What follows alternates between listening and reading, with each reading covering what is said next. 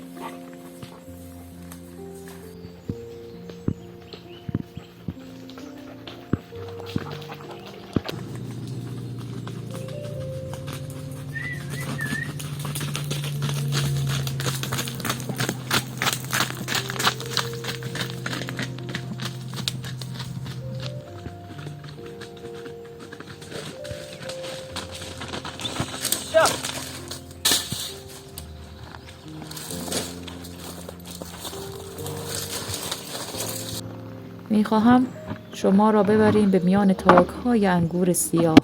رنگ‌های تیره و براقشان زیر نور آفتاب می‌درخشند و بوی شیرین و دلنشینی در فضا پیچیده است. با دقت و عشق انگورها را می‌چینم و باخرم به خانه می‌آوریم تا شیره انگور تازه درست کنیم.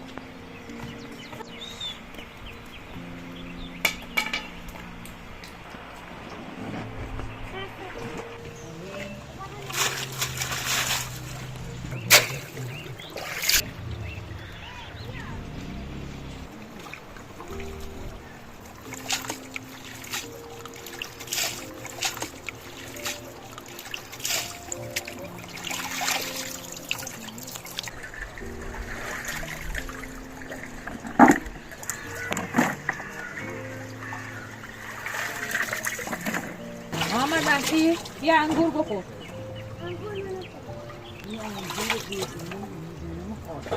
یعنی این و انگور رو یکیش نمی‌خورم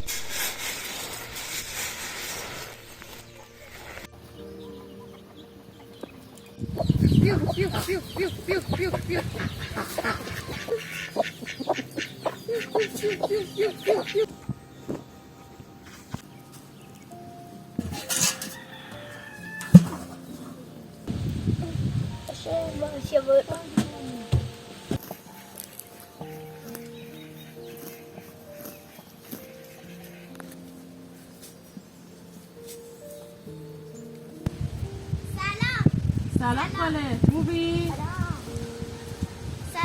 سلام خاله جان، خوبی؟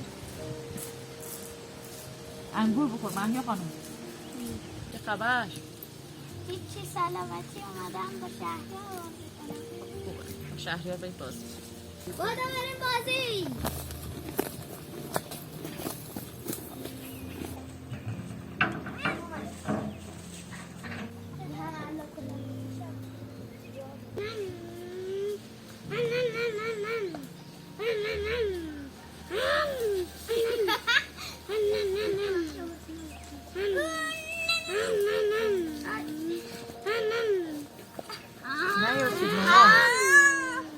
مهدی حال صبر کنم من برم جلوی تو بیام.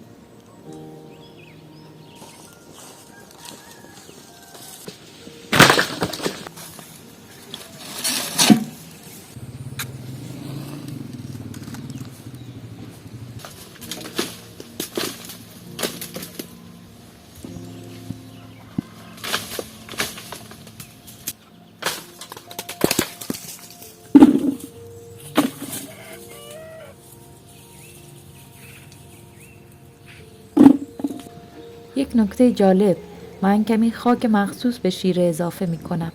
دلیلش این است که خاک به صاف شدن و خالص شدن شیره کمک می کند. و طعم طبیعی و غلیظ انگور را بیشتر به چشم و مزه می آورد.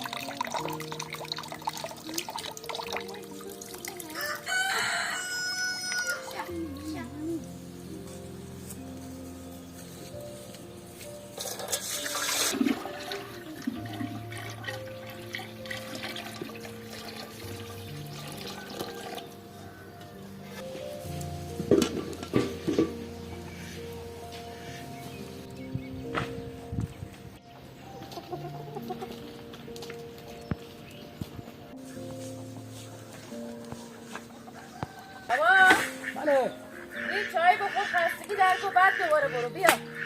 باشه دست درد نکنه.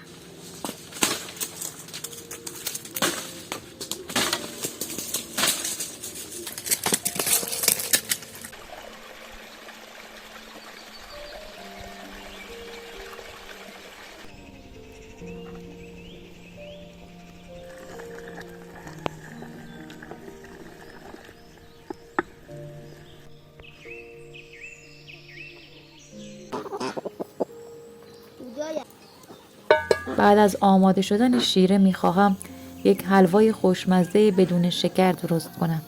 شیره شیرینی طبیعی خودش را دارد و بافت حلوا نرم و دلپذیر می شود. هر لقمه مثل یک جرعه از طبیعت است، پر از طعم و عطر باغ و عشق به زندگی ساده روستایی.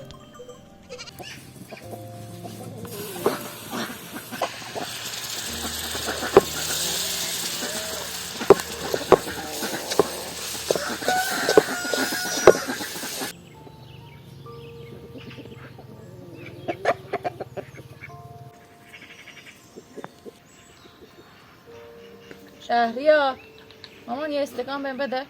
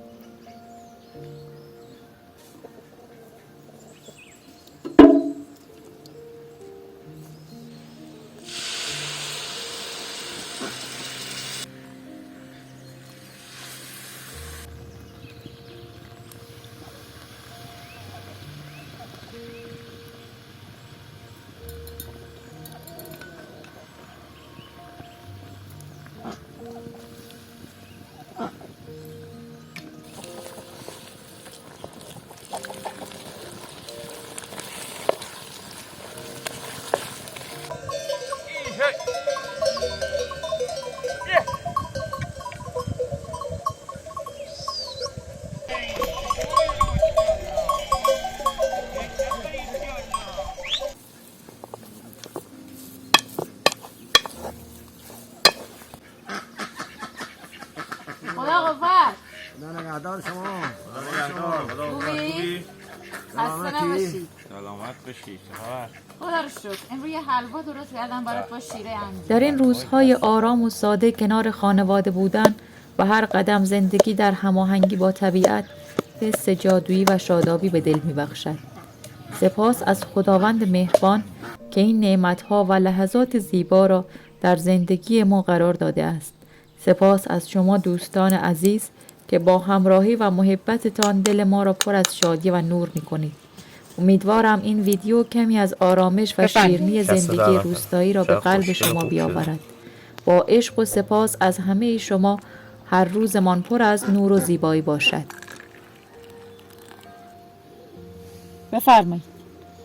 دست در نکن. مامان ادب چای شده. بفرمایید. دست شما درد نکنه.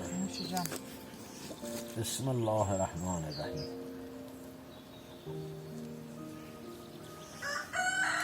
این حلوا بدون شکره با شیره. با شیره انگور. کره حیوانی هم داره خوشمزه و نرم شده. ببین. بافتش نرم و عالی شده.